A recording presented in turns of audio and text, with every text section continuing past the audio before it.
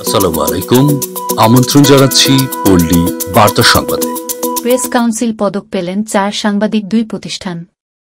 বুধবার 19 মে 2024। Press council পদক পেলেন 4 সাংবাদিক 2 প্রতিষ্ঠান। এর মধ্যে আজীবন সম্মাননা, মরণোত্তর পদক পেয়েছেন দৈনিক বেগম পত্রিকার সম্পাদক নূর জাহান। বুধবার 19 মে বিকেলে তথ্য ভবনে বাংলাদেশ প্রেস কাউন্সিল এবং তথ্য ও সম্প্রচার মন্ত্রণালয় আয়োজিত অনুষ্ঠানে প্রেস কাউন্সিল পদক 2023 প্রদান করা হয়।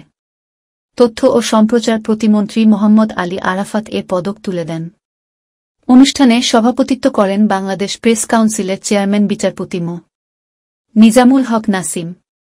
অনুষ্ঠানের শুরুতেই আজীবন সম্মাননা ক্যাটাগরিতে দৈনিক বেগম পত্রিকার সম্পাদক নূর জাহানের নাম ঘোষণা করা হয়। নূর জাহান 2016 সালে মৃত্যুবরণ করেন। তার হয়ে মরণোত্তর সম্মাননা গ্রহণ করেন তারই মেয়ে সাংবাদিক নূর জাহা ফ্লোরা নাসরিন খান। এরপর প্রাতিষ্ঠানিক ক্যাটাগরিতে প্রেস কাউন্সিল পদক পায় দৈনিক ভোরের কাগজ। সম্মাননা গ্রহণ করেন ভোরের কাগজের সম্পাদক শ্যামল দত্ত। এছাড়া আঞ্চলিক প্রাতিষ্ঠানিক সম্মাননা পেয়েছে দৈনিক কক্সবাজার, সম্পাদক ফাতেমা জাহান এই পদক গ্রহণ করেন। এবার গ্রামীণ সাংবাদিকতা ক্যাটাগরিতে প্রেস কাউন্সিল পদক পেয়েছেন সময় টিভির পটুয়াখালী জেলা প্রতিনিধি শিকদার জামি হোসেন। উন্নয়ন সাংবাদিকতা ক্যাটাগরিতে পদক পেয়েছেন বাংলাদেশ টেলিভিশনের প্রযোজক ইকবাল হোসেন। এছাড়া নারী ক্যাটাগরিতে পুরস্কার পেয়েছেন দৈনিক ভোরের কাগজ পত্রিকার সিনিয়র রিপোর্টার ঝর্ণা মণি। প্রিয় দর্শক মন্ডলী, ঢাকা প্রেস ক্লাবের উনি আমাদের সানাউল্লাহ ভাই সহসভাপতি হিসেবে আছেন। সানাউল ভাই, আপনি কি মনে করছেন আজকে যে পদকটা দিয়েছে এটা সাংবাদিকটা এটা দেখি আরও বেশি উৎসাহিত হবে? জি এগুলো ভাই, আসলে আজকে যে পদক প্রদান অনুষ্ঠান অত্যন্ত চমৎকার এবং মাননীয় তথ্য সম্প্রচার প্রতিমন্ত্রী মোহাম্মদ আলী আরাফাত উনি যে প্রোগ্রামের আয়োজন করেছেন এবং ওনার কাছ থেকে সাংবাদিকদের 7টা বিষয়ের উপরে পদক প্রদান করেছেন, অত্যন্ত চমৎকার এবং আসলে যুগোপযোগী এবং বাংলাদেশ প্রেস কাউন্সিল যে একটা ভূমিকা নিচ্ছে নিঃসন্দেহে এটা প্রশংসার দাবি দেয়। এবং আমরা আজকে অনেক সাংবাদিকরা এখানে উপস্থিত ছিলাম, বিশেষ করে ঢাকা প্রেস ক্লাবের সেক্রেটারি দেলোয়ার ভাই সহ সাংগঠনিক সম্পাদক অ্যাপুলো ভাই, মানে সব মিলিয়ে মনির ভাই, আমাদের ঢাকা প্রেস ক্লাবের সদস্য শফিক ভাই, আমরা সবাই মিলে উপভোগ করলাম এবং বাংলাদেশ প্রেস কাউন্সিলকে ধন্যবাদ এরকম একটা প্রোগ্রামের।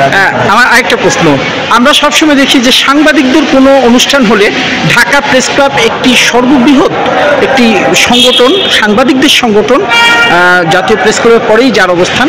তো আপনাদের সবসময় প্রত্যেকটা প্রোগ্রাম দেখে আপনাদের লোকজনের উপস্থিতি একটু বেশি, তো এটার কারণটা কি? আপনাদের কি নিজেরাই কি একতাবদ্ধ হয়ে আছেন? আসলে এটার কারণ হচ্ছে সংগঠন একটা বড় ব্যাপার। তো সাংগঠনিক কার্যক্রম যখন বেগবান থাকবে তখন কিন্তু ইউনিটিটা সবচেয়ে ভালো। আর এই ইউনিটি বেশি হওয়ার কারণে আমাদের যে কোনো প্রেস কাউন্সিলের যে কোনো মিটিংয়ে আপনি দেখবেন ঢাকা প্রেস ক্লাবের সাংবাদিকবৃন্দ বেশি এবং প্রেস কাউন্সিল পিআইবি ট্রেনিংয়ের ক্ষেত্রে আমাদের সাংবাদিকরা ঢাকা প্রেস ক্লাবে যারা যুক্ত তারা অত্যন্ত মেধাবী এবং অনেক এগিয়ে, খুব ভালো অবস্থা। জি প্রিয় দর্শক মন্ডলী, আমরা সানাউল্লাহ ভাইয়ের কথা শুনলাম, উনি অনেক সিনিয়র সাংবাদিক। এবং এখন আমরা ক্রাইম রিপোর্টার মনিরুল ভাইয়ের কথা শুনবো। মনিরুল ভাই, কিরকম আছেন? উৎসাহ পাচ্ছেন? এই যে পদক বিতরণ হয়েছে, যে সামনে নেওয়ার কি ইচ্ছা আছে? আমাদের নেওয়ার ইচ্ছা আছে। ক্রাইম রিপোর্ট কিরকম করছেন? মোটামুটি উৎসাহ দিয়ে রূপগঞ্জ এবং নারায়ণগঞ্জের দিক দিয়ে। আপনি কোন জায়গায় এখন কাজ করছেন? আমি তো সমগ্র বাংলাদেশে আলোর জগতের থেকে সমগ্র বাংলাদেশে কাজ করছেন। আমাদের আরেকজন নারায়ণগঞ্জের একজন, উনি সাংবাদিকদের যে কোনো প্রোগ্রামে ওনার আমরা দেখি অংশগ্রহণ থাকে। ভাই, কিরকম আছেন? খুব ভালো আছে। আপনি কোন পত্রিকায় আছেন? আমরা আলোর জগতে আছি। আলোর জগতে আছেন না? আলোর জগতে কি আমরা জানি যে অনেক পুরাতন, 22 বছরের পুরাতন একটি পত্রিকা। তো আপনারা কি মনে করছেন যে এই যে আজকে যে পদক বিতরণটা হলো এতে সাংবাদিকরা উৎসাহিত হবে, আরো বিশালভাবে উৎসাহিত হওয়ার দরকার এবং হয়েছে, আশা করি আবার আগামীতে হবে, এটাই আমরা আশা রাখছি সবার কাছে। প্রিয় দর্শক মন্ডলী, আমরা দেখলাম যে এখানে প্রেস কাউন্সিল বাংলাদেশ 2023 পদক অনুষ্ঠানটি অনুষ্ঠিত হলো এবং মাননীয় মন্ত্রী মহোদয় সাংবাদিকদের অনেক উৎসাহ করে কথা বলেছেন এবং এই উৎসাহটাই সাংবাদিকদের পরবর্তী পথ চলা হবে। মোহাম্মদ